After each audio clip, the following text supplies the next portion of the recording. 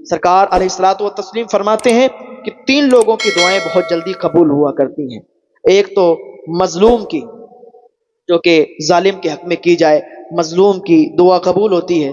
دوسری ماں باپ کی دعا فوراً قبول ہوتی ہے، جب ادھر ہاتھ اٹھتے ہیں ادھر ان کی دعائیں شرف قبولیت تک ہوتی ہیں، ان کی دعاؤں کو شرف قبولیت ملتی ہے، ان کی دعائیں قبول ہوتی ہیں۔ اور تیسری مسافر کی دعا بہت جلدی قبول ہوتی ہے۔ تو کہتی ہے میں نے ہاتھ اٹھائے اللہ کی بارگاہ میں اور میں نے فریاد کی، پروردگار عالم، میرے شوہر کو جس نے مارا ہے، میرا بیٹا تڑپ تڑپ کر جس کی وجہ سے مر گیا ہے، اے اللہ اسے تو دنیا میں ہی دکھا دے، اسے تو اپنے عذاب کا مزہ دنیا میں ہی چکھا دے۔ ادھر اس نے اس کے لیے بد دعا کی۔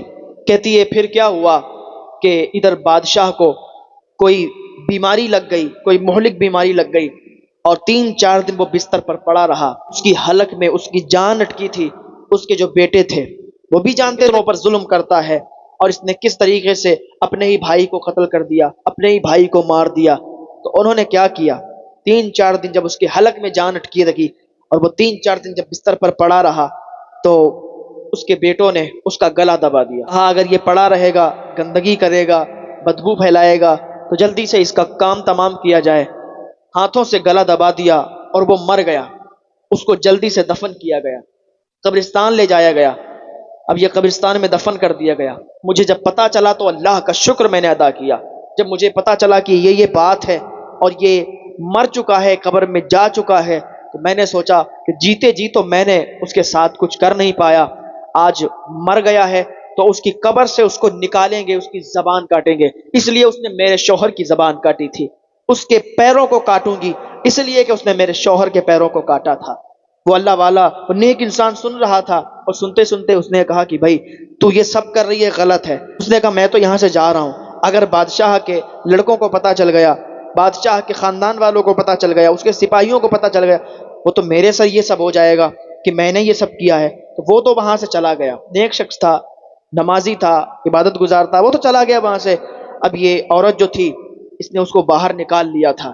اس پر نیند کا غلبہ ہوا، اور یہ وہیں پر تھوڑی دور پر ایک درخت تھا، وہیں پر جا کے اس نے کہا ابھی تھوڑی دیر میں اس کا کام تمام کریں گے، تھوڑا سا آرام کر لیں، تھک بھی چکی تھی۔ وہیں پر بیٹھی اور اس کی آنکھ لگ گئی۔ جب اس کی آنکھ لگی، نیند آئی، تو اس نے خواب دیکھا کہ وہ جنت کے محلوں میں ٹہل رہی ہے، جنت کے باغوں میں ٹہل رہی ہے۔ اس نے ایک باغ دیکھا، ایک محل دیکھا، عالی شان محل تھا۔ اس نے کسی سے پوچھا کہ یہ محل کس کا ہے؟ کیا یہ محل حضرت آدم علیہ السلام کا ہے؟ مگر نہیں حضرت آدم علیہ السلام کا یہ محل نہیں ہے۔ کہا کیا حضرت ابراہیم علیہ السلام کا ہے؟ کہا نہیں یہ ابراہیم علیہ السلام کا بھی نہیں ہے۔ کہا پھر کیا حضرت جبریل علیہ السلام کا ہے؟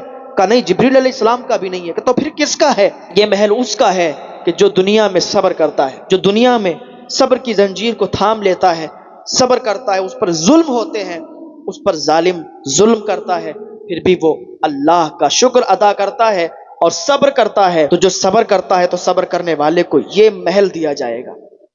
یہ اس کے لیے محل ہے کہ جس کے بچے بھوکے ہوں، جس کے بچے بھوک کی حالت میں تڑپتے ہوں، جس کا فاقہ کشی ہوتی ہو جس کے یہاں، اور وہ اللہ کا شکر ادا کرے، آزمائش میں مبتلا ہو اور اللہ کا شکر ادا کرے، تو اللہ تو ایسے شخص کو پسند فرماتا ہے کہ اس پر آزمائش بھی ہے اور وہ اللہ کا شکر ادا کرتا ہے، تو یہ محل اسے دیا جائے گا، صبر کرنے والے کو دیا جائے گا۔ تو اس کی آنکھ کھلتی ہے، کہتی یا اللہ میں یہ کیا کرنے جا رہی تھی؟